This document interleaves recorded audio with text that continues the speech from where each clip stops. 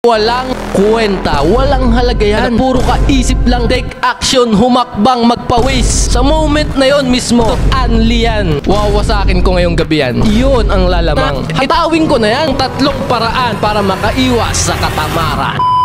Mga kanegosyo ko, sa lahat ng nanonood ngayon, please bear with me po. Bigay nyo na po sa akin ang oras nyo ngayon lang. Kasi may ipupunto po ako sobrang importante. Kung paano natin babasagin, kung paano lalabanan, kung paano hindi uubra sa atin ang katamaran na yan. Kasi alam naman natin, kapag tinamaan talaga tayo ng katamaran, down talaga yung emotion natin dyan. Dyan mag-uumpisa papasukin ka ng mga problema. Please bear with me po mga kanegosyo. Ito yung tatlong paraan para makaiwas sa katamaran. Wawasakin ko yan. Napakaswerte mo ngayong nagkita tayong dalawa. So nga pala, kung ngayon pa lang tayo nagkita, ako nga pala si Darcel Robles. Isa po akong negosyante, no? At maglilimang taon na po ako sa mundo ng entrepreneurship, sa mundo ng pagnenegosyo. So ano, game? So tara, game! May ibabahagi muna po ako sa inyong kwento about sa sarili ko, kung paano ko na-figure out yung mga technique, kung paano hindi uubra yung katamaran na yan. Way back taong 2016 hanggang 2020, nabanggit ko na to sa mga videos ko po. Mga videos ko, nabanggit ko na to. Sobra po akong addict sa mga games. Online games. Sobra po akong addict sa mga ganyan. Tipong kaya ko pong umupo kalahating araw, diyan ko lang uubusin sa mga online games na yan. Tapos kapag gagawa ako ng mga ibang bagay, tamad na tamad ako. Laro lang ako ng laro. Puro lang ako saya sa buhay. Tama ka dun. Ganun ako dati. Pero nung pagpatak ng 2020, nagkanegosyo ako. Although may katamaran pa rin ako niyan, pero sabi ko, hindi pwedeng tamad na ako ngayon. Negosyo na to. Pera na ang usapan. Hindi pwedeng ganto. Ano ang gagawin ko? Kasi tinatamad talaga ako eh. Ang bigat ng katawan ko eh. Ang hirap mag-adjust. At pinigure out ko kung ano yung mga dapat kong gagawin. At dun lumabas ang pag-e-exercise. Sa sobra-sobra ako nagpapasalamat sa mundo ng fitness. Sa mundo ng pag-e-exercise, sobra-sobra ako nagpapasalamat dyan. Siya yung unang bumasag ng katamaran. At may mga na-figure out pa akong mga technique kung paano hindi uubra sa mga katawan natin yung katamaran na yan. Napakahirap basagin ng katamaran na yan, ha? Mahirap basagin yan. Hindi nyo lang napapansin, pero yan talaga ang wawasak ng pangarap nyo. Kung bakit hindi kayo makakapunta sa pangarap nyo, yan ang babasag sa inyo, yung katamaran na yan. Mahirap yan, lalo na sa panahon natin ngayon. Bibigyan ko kayo ng mga technique kung paano wawasakin yung mga katamaran na yan sa buong katawan natin, sa utak natin. Wawasakin ko ngayong gabi yan.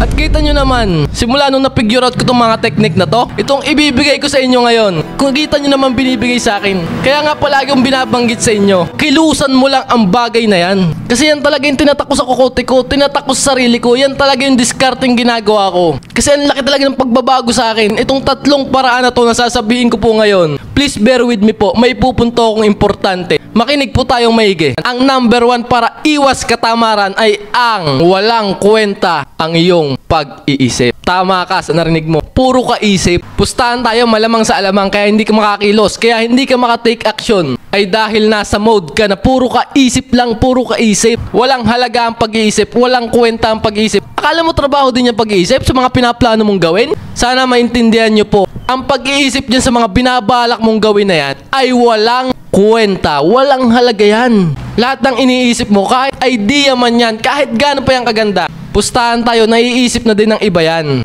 So, ang tinutumbo ko, walang kwenta. Walang pakinabang yung isip ng isip ka lang just about dyan. Dito ka lalamang. Magkakahalaga lang yan. Pag nag-take action ka na, kapag kumilos ka na, anong gagawin mo ngayong narinig mo to? Huwag ka nang mag-isip. Kala mo, ang galing mo dyan kasi ang ganda ng mga naiisip mo, ganda ng mga idea mo, pero ang katotohanan talaga niyan, bullshit yan. Magiging tamad ka dyan. Lahat ng tao kayang mag-isip. Baka nga yung iba, mas maganda pa ang idea ang naiisip kaysa sa'yo eh. Yung mga idea mong yan, mas maganda pa ang idea ng iba dyan. Pustahan tayo.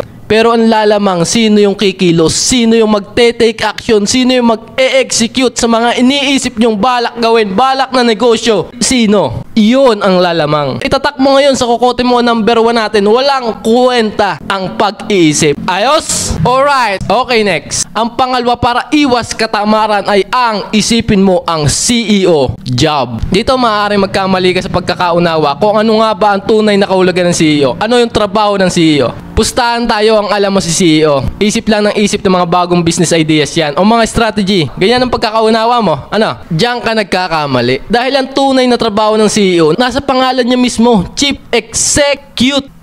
Execute. Kumilos. pawisan. Ngayon pa lang, magkalinawan na tayo. Gusto mo maging negosyante? Konting execute lang, konting kilos lang, di mo magawa. Pues hindi mo kakayanin, wala kang karapatan maging CEO ng kumpanya. Execute ang trabaho ng CEO, hindi magplano, hindi mag-visualize, hindi mag-imagine. Take action, humakbang, magpawis. Yan ang tunay na kahulugan ng CEO para sa akin. Kaya kung puro kasuko, 1 week ka pa lang, 1 taong ka pa lang, sumuko ka na, pues supot ka. Hindi ka pwedeng CEO. CEO ang highest paying employee ng isang kumpanya. Empleyado pa rin yan. Hindi pa siya may-ari. Pero siya ang pinakamahal na bayad, pinakamalaking sahod. Kasi kung wala sila, hindi magpo-progress, hindi hahakbang, hindi makakapag-execute kahit gaano pa kaganda ang plano, idea ng kumpanya. Kung wala ang CEO, walang kwenta. Walang kwenta ang isang negosyo. Itatak nyo ngayon sa isipan nyo. Kahit hindi kayo CEO ngayon, i-apply nyo na sa sarili nyo. Ang trabaho po kasi ng CEO, napakaselan yan. Kasi kailangan mo magkamali, kailangan mo mag-fail ng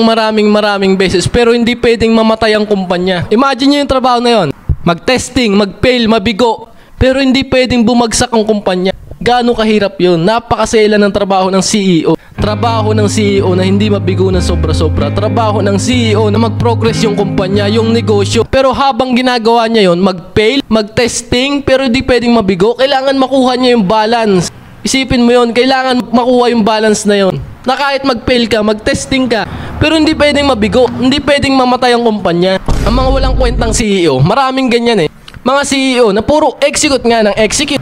Hindi niya alam, bagsak na pala ang kumpanya, lugi na. Ang malupit na CEO, execute ng execute, fail ng fail, pero buhay pa rin yung kumpanya, hindi mamatay-matay. Ganon katindi, ganon kahusay ang isang CEO. Kaya siya ang pinakamahal na bayad sa isang kumpanya, highest paying employee. Uulitin ko po ang mahusay na CEO, testing only yan, execute only yan. Hindi ka pwedeng tamad dyan, CEO. Hindi ka pwedeng tamad. Kaya isipin nyo po, the CEO job, testing only, execute only. Mabigo man, di pwedeng magsasara ang kumpanya. Ganon kalupit ang trabaho ng CEO. Paano yun? Pues masterin mo ang kilos, execute sa maliit na mga bagay. Kilusan mo lang ng kilusan. Itong pag-exercise, itong pag-gym, training mo to para bago ka dalhin sa malaking kumpanya. Alam mo na ang gagawin. Lalot sa'yo yan, yung kumpanyang yan. Ayos? Yan ang number 2 natin, the CEO job. At dadako na tayo sa pinakahuli, ang pangatlo para iwas katamaran ay ang abusuhin mo ang oras na inspired ka. Inspired time, kung tawagin ko. Yung pinitikan ka ng inspirasyon, ng inspired ka, abusuhin mo yun. May oras na darating yan sa buhay natin. Ramdam mo yan, abusuhin mo na, kilos lang ng kilos. Huwag ka nang umupo, kilusan mo na. Magpatugtog ka na malakas na sound trip dyan. Yung mga favorite mong kanta, yung mga nakakagising talaga ng diwa. Todo mo na ang volume. Kasi tayong lahat, hindi tayo laging ganado, hindi tayo laging masipag. At okay lang yun kung nararamdaman mo yan. Natural lang yan.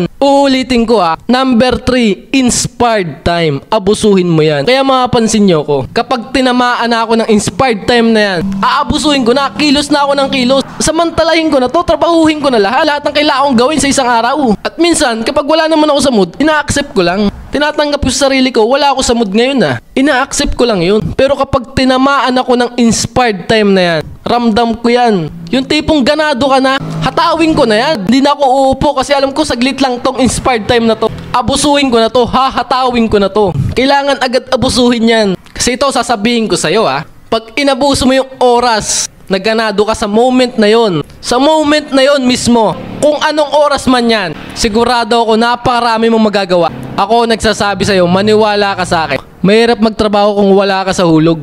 Hindi ka ganado, mahirap yan. Pues gawa tayo ng paraan. Paano babalik sa atin? Paano pipitikan tayo? Paano tayo pipitikan ng inspired time na yon? Yung oras na ganado tayo. Sa isang araw mararamdaman nyo 5. Mga 5 beses yan. 5, 3 hanggang 5 beses yan. Mararamdaman nyo sa isang araw yan. Pero hindi pipitik yan kung pahiga-higa ka lang dyan. Pues gawa tayo ng paraan. Magkape ka muna, kumain ka muna, magpatugtog ka muna, maglakad-lakad ka muna, magjogging ka muna, magbuhat ka muna, mag-workout ka muna. Para pitikan tayo, para dumating yung inspired time sa atin, yung ganado na ulit tayo. Pero kapag dumating na yung inspired time na yan sa'yo, huwag mo nga hayaang masayang yun, na wala kang nagawa sa isang araw, wala kang natrabaho, huwag mo nga hayaan. Tip ko sa'yo, ito ang diskarte ko dyan. Ito yung tinatawag kong technique na gawin mo agad yung mabigat na trabaho technique. Kapag napitikan ka ng inspired time na yan, unahin mo na agad yung trabaho kung kinakatamadan mo. Unahin mo na yun, targetin mo yun. Wasak ang katamaran dyan. Ako nagsasabi sa'yo. Gawin mo agad kapag naramdaman mong ganado ka na. Ayos? At yan po yung tatlong paraan para makaiwas tayo sa katamaran. So ngayon, bakit ko po sineshare sa inyo to? Bakit binigay ko sa inyo mga sikreto ko po kung paano hindi uubra, kung paano babasagin yung katamaran sa mga katawan natin?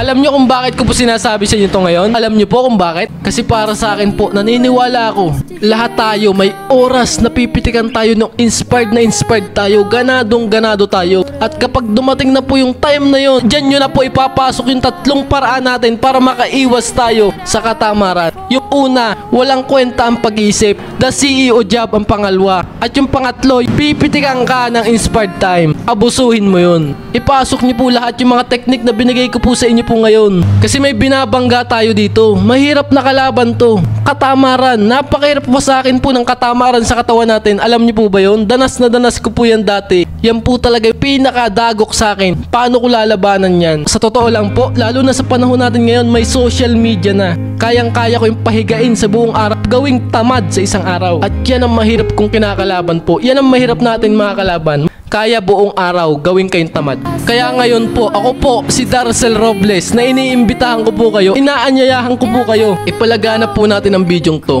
Click share lang po ang gagawin. Napakalaking tulong na po niyan sa iba para maiwasan nila, malabanan nila ang katamaran na yan. Tuwing maalala ko talaga yung panahong tamad na tamad ako. Halos araw-araw ko, ubusin ko sa mga online games. Yung katamaran na yan, kapag naaalala ko yung panahon na yon, sabi ko, buti naranasan ko yun. Buti dinanas ko yun dati. Kaya simula po ngayon, kung sakaling pipitikan po kayo ng katamaran na yan, alalahanin niyo po palagi. Ang tatlong technique na ibinigay ko po sa inyo, alalahanin niyo po palagi yan. Iwas katamaran, tiis katamaran para sa ating kinabukasan. Walang imposible kung hindi uubra ang katamaran sa atin. Isipin niyo po mga matagumpay, mga idol niyo po ngayon. Isipin niyo, tamad ba sila? Nung binanggit ko ang CEO job, madali ba ang trabaho ng CEO? Grabing sobrang hirap ng trabaho ng CEO. Yung mga iniidolo niyo po ngayon, idol niyo sa mga pangarap niyo, yung mga gusto niyong sundan. Tignan niyo po, tamad ba sila? Di ba hindi? Hindi naman eh. So ang video pong ito ay para sa inyong lahat. Ayos po ba yon? So nga pala po, sa mga nagbabalak po dyan, may gusto lang po akong i-offer sa inyo. Magandang service po ngayon na pang bago talaga ng buhay mo. Kung gusto niyo pong malaman yan, i-message nyo lang po sa account na to. Pag-usapan natin. At alam ko po na gusto niyo po ang video to. Inilatag ko po sa inyo ang tatlong paraan para iwas katamaran. Winas ako ang katamaran sa katawan mo. Ngayon, kung nagustuhan niyo po ang video to, i-subscribe nyo na po. Pindutin nyo na po yung subscribe na yan. I-like mo naman ang video to. Comment ka na din. Maalin dyan. Okay na. At ako'y magpapaalam na po muna. Maraming salamat po sa lahat po ng tiwala, mga kanegosyo ko. Sa pag-uusap natin dalawa, ikaw mismo. Maraming salamat po sa iyo. Ako'y magpapaalam na po muna. Kita-kits po tayo sunod. Ako po muli, si Darcel Robles, na mag-iiwan po sa inyo po ng katagang ang tamad. Wag na wag mong papakainin. Ciao, bye!